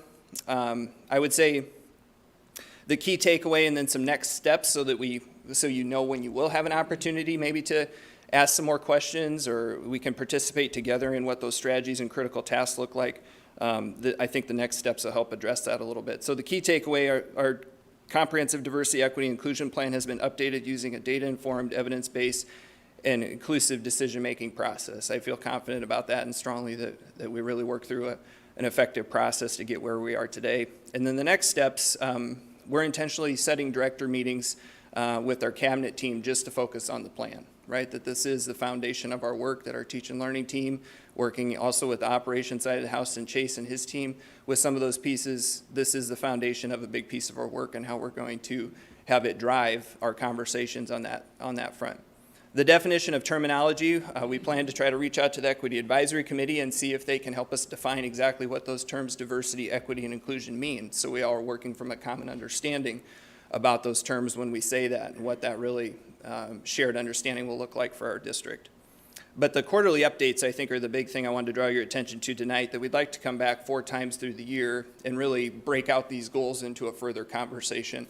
And so whether you decide that happens at a meeting or whether that happens in a work session, we'll defer to you on that. But I think there would be good conversation for us to routinely look at those goals, what plans are in place, what are the measurements we're using to see if we're making progress, what would you like to hear more about potentially? Because there's a lot in each of those goals. And as I explained to some of the members that were at the last feedback session, we might be working on a really heavy chunk of one of those, right? And some of the other things might not look at the time like we're making a lot of progress on those, but we all know that there's this heavy lift going on in one of those areas. And so I think by having those updates, and then if we need to come back even for further conversation, we'll set ourselves up to a good kind of accountability structure on how we continue to work forward together. I'll quit talking and let you ask questions. Go ahead, John. I just have one, and I'm looking at the actual plan itself. So maybe I just need some clarification. On goal 3, where it's talking about creating equitable, inclusive, and supportive school environments, as the measurements, it says, the measure is the current climate gap, and the outcome is to reduce the climate gap. Are we looking at, currently, we have a disparity in different subgroups on that survey, and is that what we're saying, was we're closing that gap? Because to me, that's saying that this result that's here, and this one's down here, and we're bringing this one up here, and this one's not moving, right? Because I think there's room for improvement everywhere. So I wanted to know what reduce the climate gap meant. Yeah, well, I think from probably our work, Sean, that we want all students to continue to be successful, right? We want all students to continue to improve. The problem right now is we have a very disparate experience, right? And that we need to pay special attention to the students who are having a very disparate experience. And so while we want to improve it for everybody, we need to be very intentional around the work in regards to those students having that disparate experience right now and how we can try to address that gap. So anytime you talk about closing a gap, of course, we're still talking about trying to raise the students up here, but we need to be intentional and center some work around students that aren't having either a successful experience in climate, in achievement, or in discipline, and putting some strategies in place for them. We do believe most of those strategies help all kids, right? I mean, the better we get at a lot of those things, it does help everybody. But first, we need to make sure we're providing some things, especially for students that are having very disproportionate experience. Thank you. And also, maybe that wording isn't the best. We're still working on this. That will later have the specific measures that we're looking at. And so it may be like improve these questions by like X% for these students instead of reduce the gap, because that is a little unclear. Yeah, I would appreciate that. I mean, you can reduce the gap by lowering the top end, right? I mean, that's not what you're going for sure, right? But I think, the measurements, I think if we're going to have specifics in it, or at least goals or targets, right, I think that's a good way to do it. And I think maybe one thing, just since we're talking about those measures, the first time we would bring you a goal back, I think one of the things you'll see from us is a section that also includes metrics that we think drive those measures, because we've been pretty good about talking to you guys about measures and these big summative pieces, but there's a lot of iterative data that we need to look at and impact data that we need to see that are smaller metrics that we'd say, how are we either hitting timelines to move work forward or seeing smaller data improvements that would then inform these larger measures overall. So that could be broken down into some of the things like you're saying too. Well, what really happened here? Tell the whole story about how we closed the gap, or, you know, was there a group that lowered in that sense? So just as one thing, you know, any of these will come back when we present those goals that'll have some more detailed metrics that flow into the measures. Perfect. Charlie. Okay, thank you. So, Matt, I'm really delighted you said what you did in the last couple of minutes, because one of my notes on this quarterly updates was that I hope we can get away from providing a list of programs in terms of doing updates. I'm really happy to hear you talking about presenting metrics. As far as I'm concerned for the board, you can sit here and sit there and talk about data, metrics all you want to. Okay. Sorry. The other thing I wanted to point out was I was a member of the development group, as I think JP was, Renthina, and maybe other board members too at different times. It's a really great process in my view. For one thing, there were two groups that I learned a lot from listening to what they had to say during those development group discussions. One, teachers had a huge amount to say, and then particularly students. As you know, there was a number of students from elementary on up to high school. They spoke. They had a perspective that I was not familiar with. So I really commend the folks that, starting with Sarah and other people, who put that development group together. And I think it was a totally unprecedented process. It was a great chance for a lot of diverse perspectives. I think you're right, Charlie. I mean, a lot of voices were heard and a lot of different angles to consider, right, as we talked about these issues.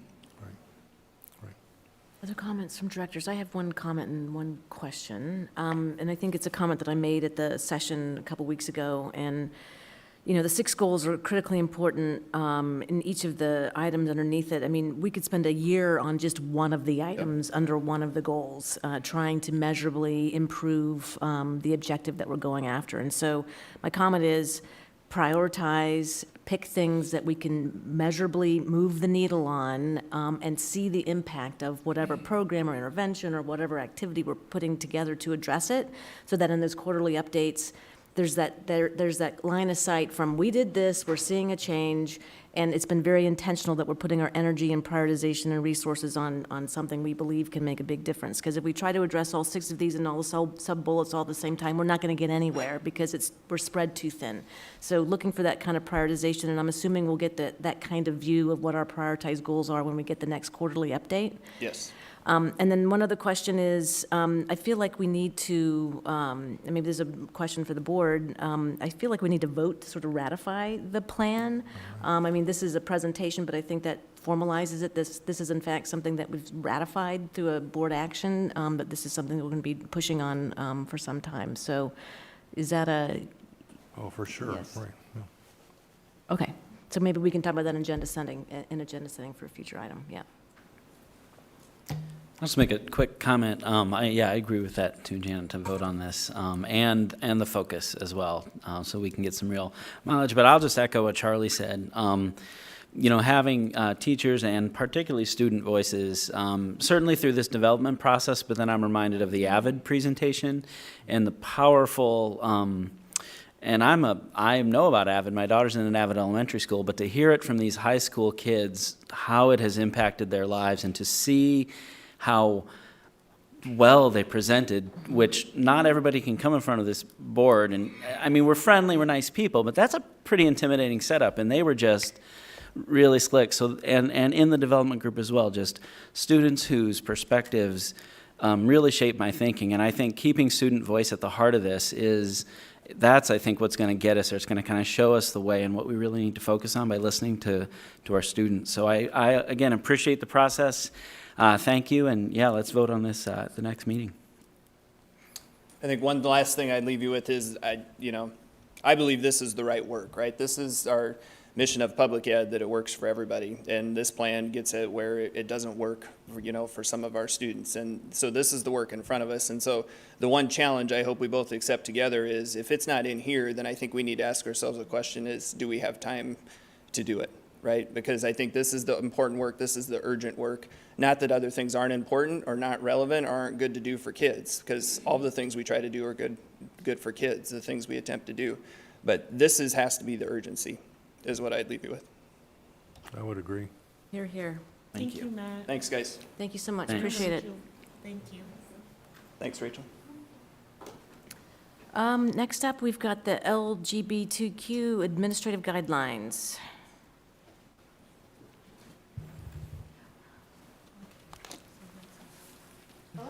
Hi, Laura. Hey, Laura. Whole crew with her. Do you know how to make this?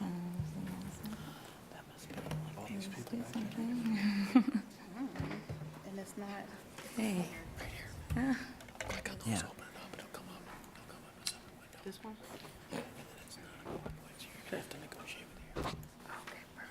Oh, you said Make it it's not full a screen.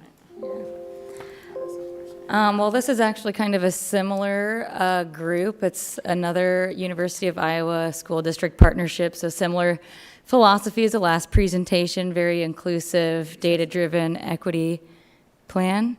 And Before you get started, hi, everyone. Hello. Hi. I'm Director Laura Gray, and I just wanted to introduce the committee first before they get started, because you guys deserve an introduction before she introduces some things.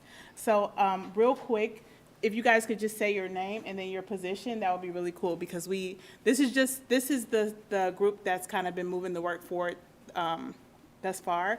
There is a bigger picture of people who've been involved down through the years, but just real quick, if you could just say your name and what building you're at, that would be awesome, real quick. Oh, starting with me. Okay, cool. I'm Phil Tyne, and I'm a senior at City High.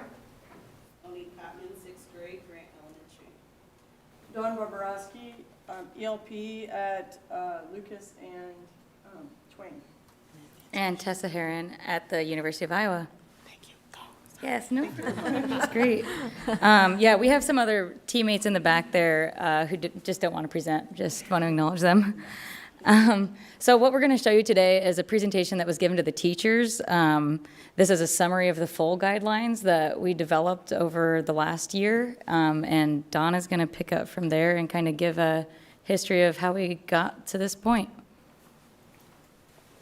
Hi, thank you for having us today. This really started as a grassroots movement, which actually in 2007 is when we had the Iowa Safe Schools law that came in as like one of the first states in the country actually to protect LGBTQ youth.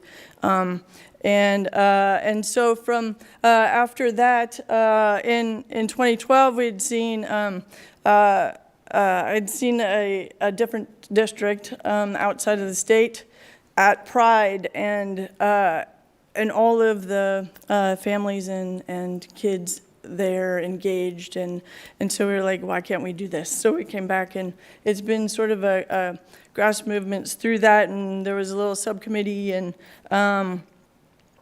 then in 2017, the university added the LGBTQ demographics questions on the survey, and from that created the task force, and now the guidelines themselves. So that's sort of the in a nutshell. Oh, sorry. I think we're skipping that one. Again, this is what was presented to the teachers, but so essentially, like, why did this come about? Why should they follow it? It's the right thing to do because we're educators, and we're here to protect kids, and really, that's our charge. They're with us 7 hours a day. So. And the bullying harassment that happens is 86% of students nationally in our state and even within our own district routinely hear hurtful comments and derogatory or homophobic comments. So let's see. So then, not only is it the right thing to do, it is the law. Like I said, in 2007, we have the Iowa Safe Schools Act. Oop. Oh, that doesn't do it. It just goes to the next one. Yeah, if you hit the arrow over, it Oh, kinda goes to the that next way. one for you. There you go. So, is it All right. So we have the Iowa Safe Schools law. There's the Iowa Code in Section 280 that protects gender. And then the Iowa Civil Rights and our federal legislation as well. So all of those things support what we're doing, and then the board's letter of support, and now the admin guidelines with those things. So all of those have come together actually to make LGBTQ as a protected class because of the harassment and bullying that LGBTQ individuals throughout their life experience. And so that has been a very important part towards our work, is trying to protect the kids. Are you? Next, Oh, actually. are you? Yeah. So quickly, just to get you kind of oriented to the presentation, there's about 8 topics, main guidelines. They're based off of a lot of best practices in other districts. We draw a lot on the student climate survey data that Dawn mentioned. We really want to be responsive to the student needs and the teacher needs when we're creating these. So we want to make sure that we're getting these rolled out in a clear way to teachers so that they can be compliant in this and learn and be supportive of all students. And yeah, so the task force that Dawn mentioned developed each of these sections. So this is just an example of the first section is about bullying and harassment. We wanted to use some qualitative data right out of the student climate survey so you can hear about what the students are really experiencing in school. And we really wanted to address the bullying and harassment is happening, and a fifth of the students don't feel that the school district is responsive to bullying and harassment. So we want to make sure this is actionable at the same time. And this is, I don't think anyone, this is, yeah, just more examples of student experiences. This is somebody else's slide, but anyway, so these are some details on the bullying and harassment and discrimination policy. This is just a summary of the longer guidelines that have been ratified already. I think you're all familiar with that. And this is more of the quantitative data that we got out of the school climate survey, really high rates of gender and sexual orientation-based bullying in the school district. And so this is the next section. It's all about privacy and confidentiality. This is a new practice we're trying to get teachers familiar with, and we want students to be protected and respected in their privacy and make sure that none of their information is being disclosed without their permission, and it's being disclosed in a respectful way when it needs to be. So pronouns. Okay. Yeah, I think it's Phil. Okay. Sorry. Okay. So, I mean, this is just essentially that the Iowa Code dictates that we all have to use the correct pronouns for people. And then there's just some suggestions on how to, like, do that in a way that is effective and respectful, especially the part about talking with the student in private, so there isn't any, like, big hubbub around the student. And all that sort of stuff.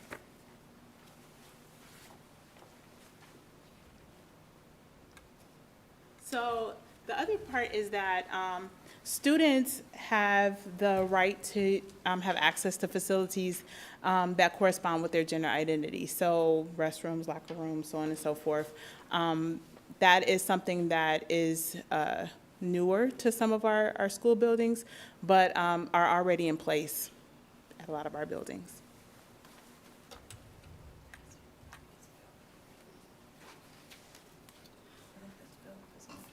When we're talking about representation, we wanted to make sure that students knew that they felt comfortable to self-identify where they're going for intra-school events and activities, making sure that they get to decide where they go based on their gender identity.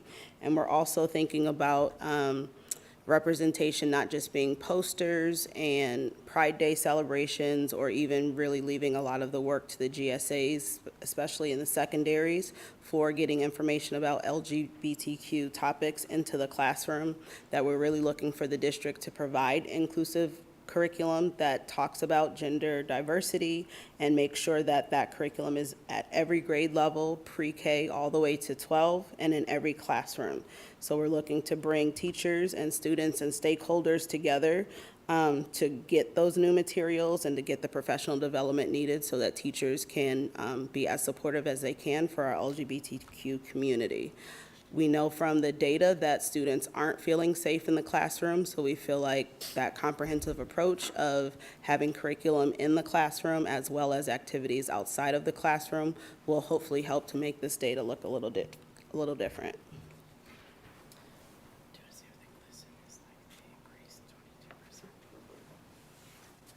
Just along with that, the GLSEN, which is a national organization that works for education for, used to be gay lesbian student education network. And they in their most recent study have shown an increase when schools have had inclusive curriculum, that there's been an increase of about 22% of those surveyed for their feeling of safety within the school and connectedness to school. So what I want to fill you guys in on is that this goes under the bullying harassment policy for the district. This admin guideline is housed there if anyone wanted to look at it online. The other piece is that all buildings have seen this presentation and have had this presentation already in the buildings. And again, we're working right now with a group to help solidify the health curriculum and the changes that need to be there so that our teachers could feel confident in some of these changes. What questions do you have for the committee? I think I skipped over the inclusive curriculum portion. Oh, did we? Thank you. So I feel like I think Monique went through. Yeah. Just going to point out the changes that are coming with the 5th and 6th grade. Got it. Okay, so she just did it real smooth, but I will. But so I can give an example of one of the changes is to like the health curriculum. So at the elementary level, students are normally separated by gender, right? So you'll say, okay, we're gonna talk about the wonder years, right? And so then we're gonna have all the girls here and all the boys here. And data has shown us that our students don't feel safe in those spaces because we have students who identify as non-binary. The other piece is we have students who don't identify with the gender in which they were assigned by birth, but then we are harming them by making them then go with the group that they don't identify with. So to stop that practice, which is harmful, one of the changes is in this inclusive curriculum idea around with health, that the students be educated together in the same space. Controversial to some, but best practice even shows that that's still okay, and that we, like most times it's the adults with the biggest issues around it, and that the students are able to work through it. Does that make sense? Any questions? I want to applaud you for the work. Again, this is a really good policy. There's a lot of specific guidelines. I'm going to tell you, a lot of people in our community haven't read it.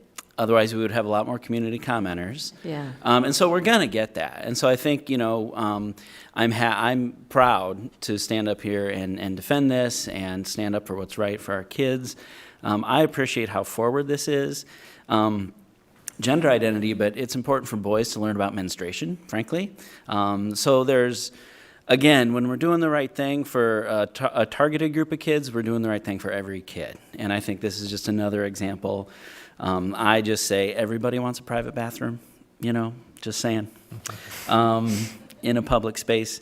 So I appreciate it. It's really good work. It's very detailed. I'm ready to kind of deal with folks who are going to have problems, because once they read it and they see it, they're going to understand that it's changes are happening. They're going to happen.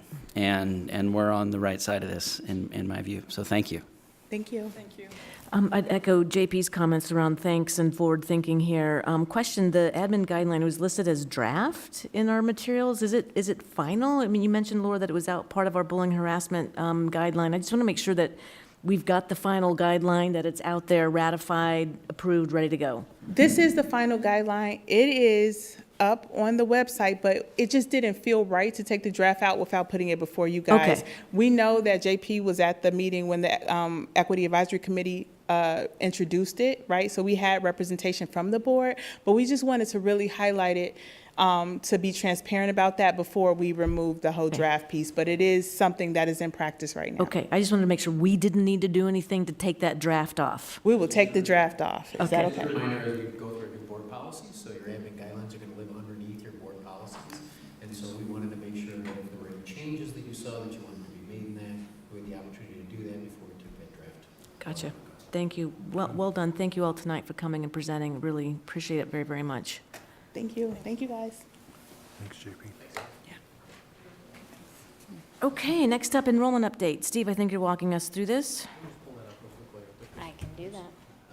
Yeah, so a couple of quick notes on that. If you take a look at the sheet that's attached, Kristen's pulling it up. There's really four different numbers on there to take a look at that I think are important to us tonight. Very first line, you'll see that this is the head count. We have 272 more students in the district as of the final enrollment count from the state. If you go all the way down to the bottom, you'll see that there are 286.6 increase in our certified enrollment. And again, I know this question was asked by a couple of people. We are well behind the normal process. Our friends at the Department of Ed have had some data issues. They only certified our enrollment literally on a final basis the last week. And so we are still missing some key data points, official FRL numbers, ELL numbers, special ed numbers, et cetera. They tell us that they hope to have that in January, perhaps February. So we'll have additional information to bring back to you after they complete that official process. The last two numbers I'd draw your attention to only because they've received a comment and discussion at previous board meetings. If you look at open enrollment out in the end, you'll see that there's a delta there of 37. And that is we had 20 fewer students open enroll out of the district. And we had 17 additional students open enroll into the district. And this has been part of a trend over the past couple of years. It really started with the opening of Liberty High School.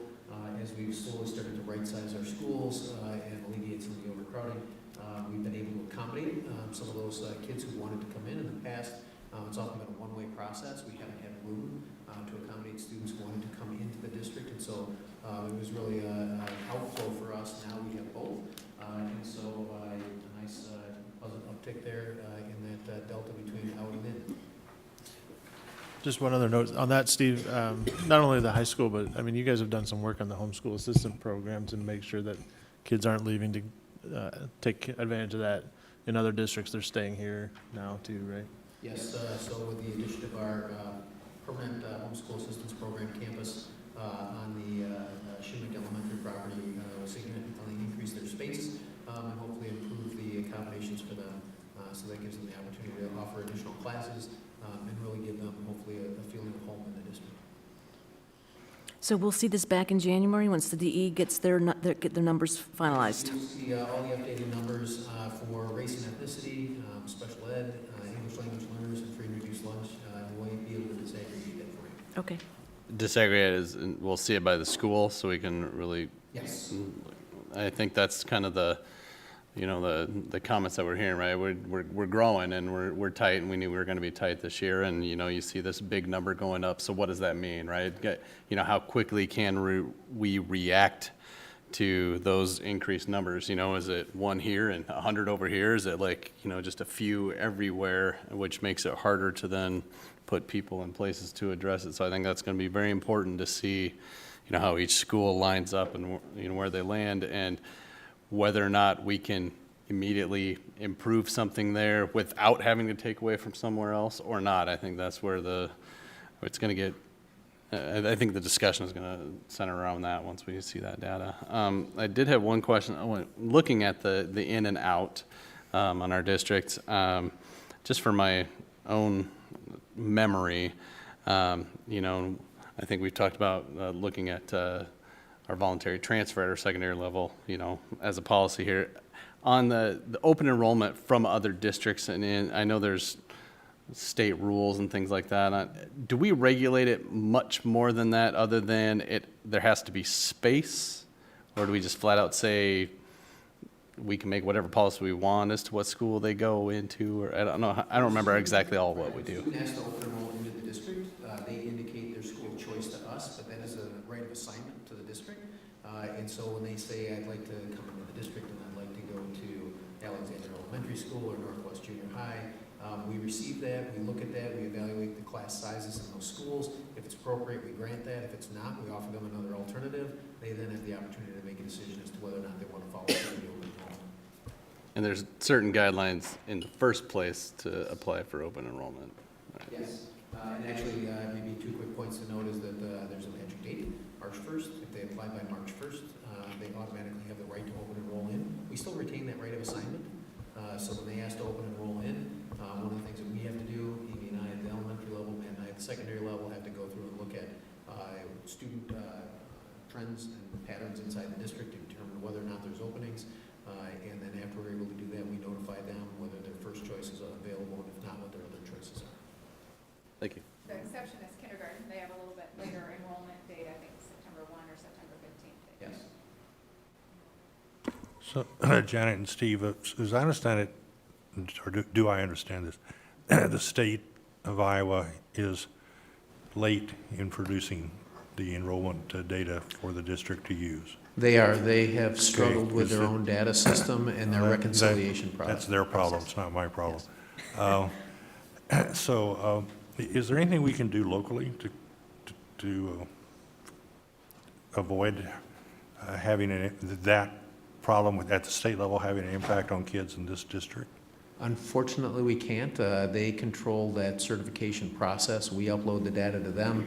They go through the reconciliation. One of the things that happens frequently is students move, and they may be listed then on 2 different districts. And so a big part of what the state has to do is go through and determine where that student actually resides.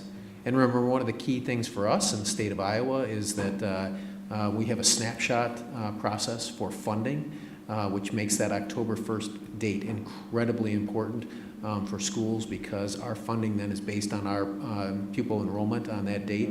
And so they are very, very, very careful about ensuring that any students who may have a disputed district of attendance get that resolved before they actually finally certify enrollment. And so sometimes, in this case, it has taken substantially longer than it normally does. Maybe the state needs to have an audit of their data reconciliation process and put some corrective actions in place so that we don't have a delay like this next year. Just saying. I'll share that with Ryan in February at the Superintendent's Advisory Council. Any other questions on on the topic on enrollment update?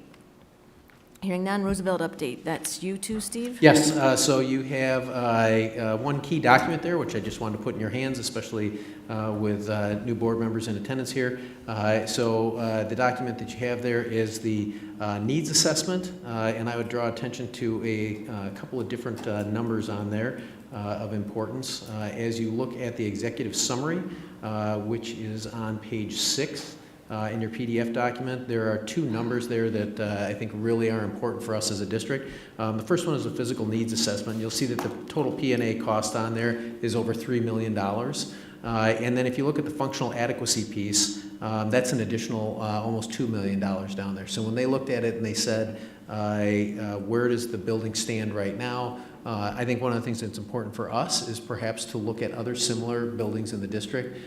Think the work that we've done at Mann, the work that we've done at Longfellow. And one of the reasons why at the time back in 2009 that the board decided to move on from Roosevelt Elementary School is they recognized that it would be substantially more expensive to do the similar kind of renovation that we did at Mann and Longfellow at Roosevelt. You can see how much, in a sense, further behind that facility is than the other two were, because this is the kind of work that would need to be done before you do that type of $12 to $14 million renovation that we did in those buildings.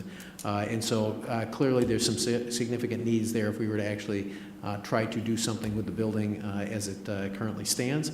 And so, as we heard at community comment, people in the community are asking the question, what's next? I know that as a board you asked that at a recent meeting. So we wanted to share this with you. We've also done an appraisal, and we shared that document with you so that you understand what, from a content standpoint, what the appraiser has looked at the value of the property. And I think now the appropriate next step for the board is to determine what we do next with it. I would remind you that we have a provision in state statute that allows us to meet in closed session, so that you have the opportunity to talk about what you would prefer to do with the property, choose to list it, choose to hold it. We've also provided you some numbers there in the appraisal that help you understand demolition costs and things like that that are associated with the facility if you were to decide to retain the property, but not the actual physical structure itself. So I guess at this point in time, knowing that we no longer have programs in the building, I'd recommend that the board consider a closed session at some point in the near future so we can go through these documents and you can talk about intentionality and where you'd like to go next with it. Yeah, fair enough. Other questions from directors, comments? Thanks, Steve. We'll talk about the closed session and agenda setting. I would just ask, we had a comment from two people, Leslie Nolte and Beth Brown, about the potential use. And I don't know if we can incorporate that into our considerations at I some think point. that would be something we would talk about in closed session. Okay, thank you. Okay, we're going to move into our action items for the evening. First up is a resolution directing the advisement for sale, approving electronic bidding procedures, and approving official statement for general obligation bond series 2020. Is there a motion to approve? So moved. Second. Any discussion? Kim, ready to vote? Online voting is open.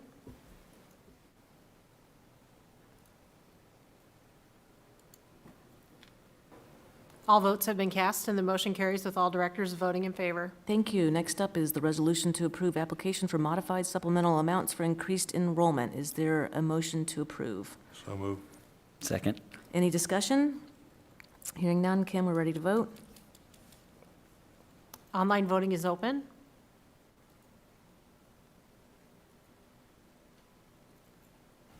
All votes have been cast, and the motion carries with all directors voting in favor. Thank you. Next up, a resolution to approve application for modified supplemental amounts for ELL instruction. Is there a motion to approve? So moved. Second. Any discussion? Kim, ready to vote? Online voting is open.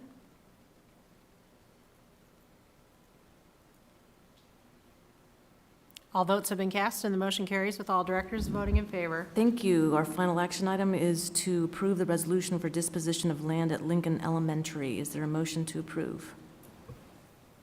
So moved. Second. Any discussion? Kim, ready to vote? Online voting is open.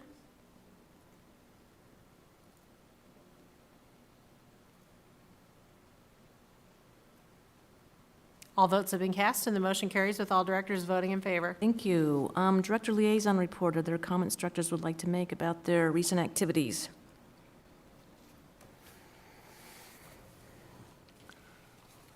I just would try to comment a little bit. I attended a Transitional Service Center capstone meeting.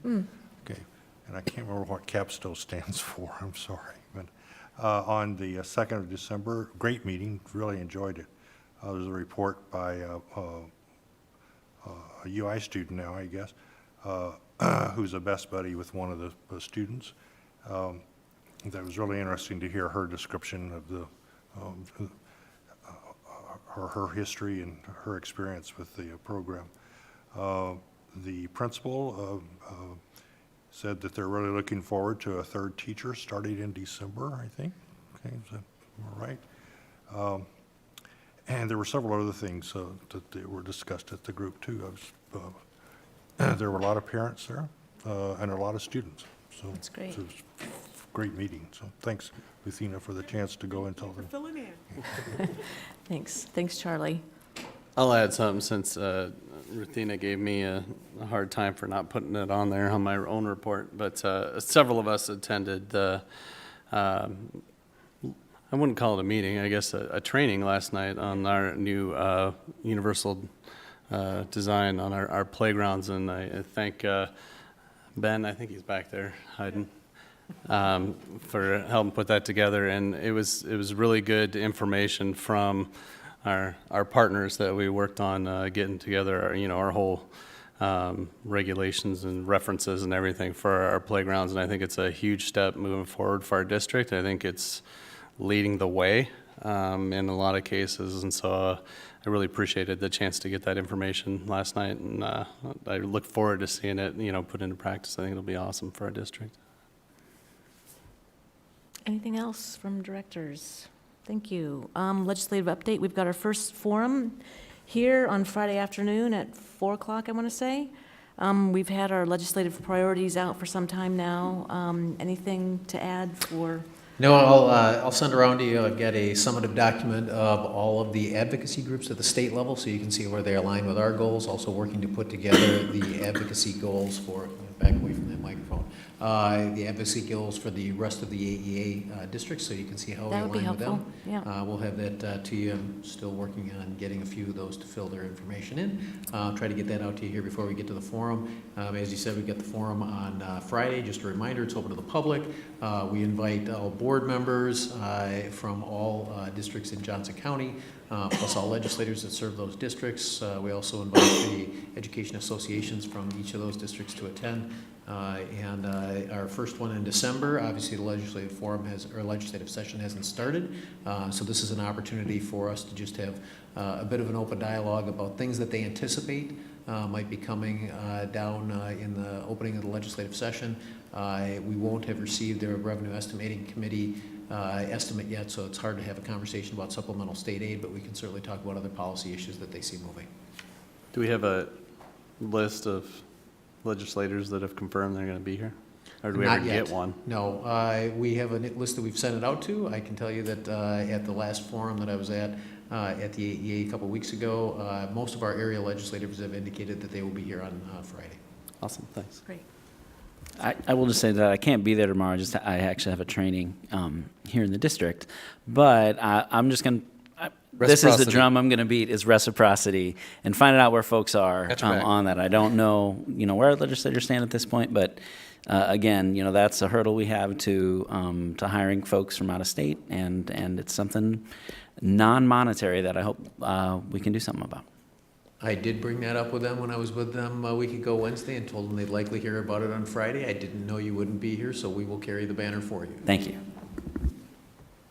Very good. Anything else on legislative priorities? If not, we'll move into agenda setting. We have 2 meetings on December 17th. The first is an Ed Committee meeting at 3:30 at Mann Elementary on the Family Leadership Initiative. I just want to echo Brady's comments from earlier tonight. The Ed Committee meetings have been really, really informative. PBIS, ELL, AVID, now the Family Leadership Initiative, the passion and the energy that come into these discussions with students and staff has just been amazing. The takeaways are amazing and always feel really well informed and engaged in those processes. So looking forward to that next Tuesday. Following that Ed Committee meeting, we have a board retreat. It's not a heavy agenda. We'll be looking at committee assignments. I know we've got some materials out for directors to sign up for. We'll talk about a process for how we intend to go around a mission and visioning process, and then we will also talk a process around succession planning. Again, nothing, I know Lisa, you're not able to attend that night, so we're going to be just getting ourselves organized on next steps for when we regroup after the new year. So that's our board retreat. Before you Ruthina, move on please. to the board meeting on the 14th, we, Policy and Governance, will have a meeting on January 7th. Okay. And they're continuing to work through the 400 series. Okay. So. Awesome. Okay, so we'll have a P&G on the 7th, then a full board meeting on the 14th. We have our public forum, a consent agenda, presentation on the annual enrollment and demographics report. We've got an action item on the bid receipt for GEO school bond series. There are some items I think that we want to consider for the 14th. I don't know if we'll be ready for an update from P&G, or if we want to do that later in the month, Ruthina? Later in the month. The action item on the comprehensive equity plan, I think we'd want to list that as an action item to approve that document. We had talked about the closed session. This isn't obviously in the full board meeting, but this could potentially be a closed session in advance of the meeting on the 14th to talk about our intentions for Roosevelt.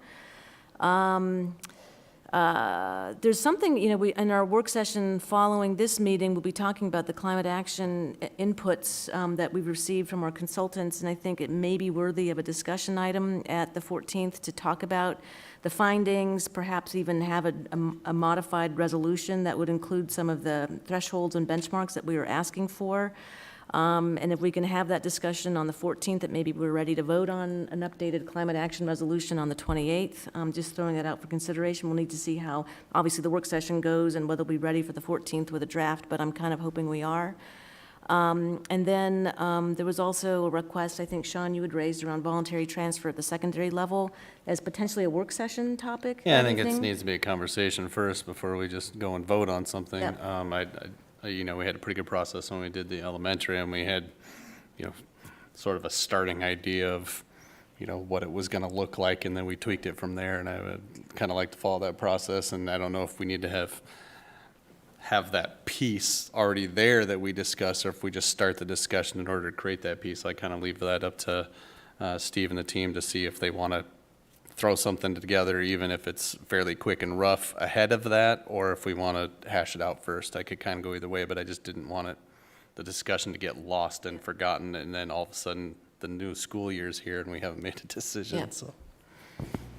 Yeah, I agree, Sean. I mean, I think it's something we need to continue to talk about. March 1st, remember, is the deadline we synced up, so it's the same as the elementary. So if there is going to be substantial change, not to rush your thinking, but I just think that's some food for thought, right? That if you're going to put it on January 14th and we're telling families March 1st, they have to have their transfers in.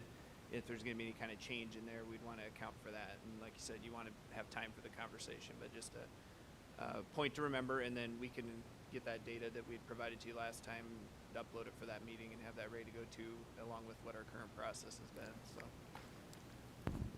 Do we want to do it at a work session, or do we want to do it as a discussion item at the board meeting? Board meeting? I guess it's kind of half and half. If we don't have anything else for the work session, might as well throw it into Board the meeting. discussion item at the board meeting and call it good. Yeah. I would only argue for board meetings simply because I think that there's more attention paid to those. Fair enough. And so that gives parents. That's a very good point. Let's add that as a discussion item on the 14th as well. All right? Anything else for the 14th? I don't think this is for the 14th, but, just at some point, I don't want to lose sight of, we've just had email, but then talk about electives at the junior highs. And I just think that's, I think that can be a very big conversation. But I think we should start that somewhere and not lose sight of that, because I think it's, and then I think the Battelle work will help inform some of that, as far as kind of long-term goals. But I think, if we can start keeping that on our radar to discuss and, look at what those offerings are and are they what we think our kids need. Do you think this superintendent could give us an idea of whether there are differences in offerings between the junior highs real quickly? Well, if you look at the program of studies, the program of studies has it listed for what schools and what the offerings are. I mean, you can get that The for one you. concern I think you're probably loosely talking about is really in name and in kind of instructor in the way they're delivering the course.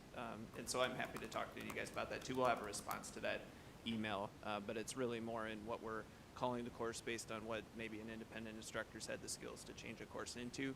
The junior high course offerings from a general standpoint, we had a committee that did meet internally last year, spent an extensive amount of time and energy looking at that. Then of course we ran into $5 million of budget cuts, and so the ability to change some of those things or ideas for change got limited a little bit. Not that you asked for my recommendation, but mine would be back to yours, JP, about how does that fit into that portrait of graduate work, so you're not doing two things separately, let that conversation flow together, I guess. I would also add that the mission and vision work ties into that too, right? What do we even want our junior high to look like? Right. One item, I brought it up before, but I just don't want to lose focus. I had asked about a discussion at some point on vaping, and I would like to invite the newspaper writers from the Little Hawk and the Westside Story, since they were the ones that both had stories, but I don't want to do it at a work session because I think that would be late for them. I prefer to have them come early and have a discussion and then let them go. So just at some point, I just don't want to lose sight of that I did ask for that before, and I don't want them to think that we had forgot about it, because when I actually visited City High, I talked to the student editor at the newspaper there, and she was very excited that we were paying attention to their newspaper, first of all. Yeah, no, that's good. So maybe in the February timeframe, or just late January, it on early your February?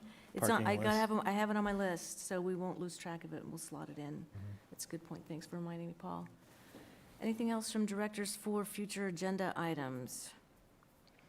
If not, I want to say I hope everyone has a very happy, restful winter break. And with that, I would entertain a motion to adjourn. So moved. Second. All in favor? Aye.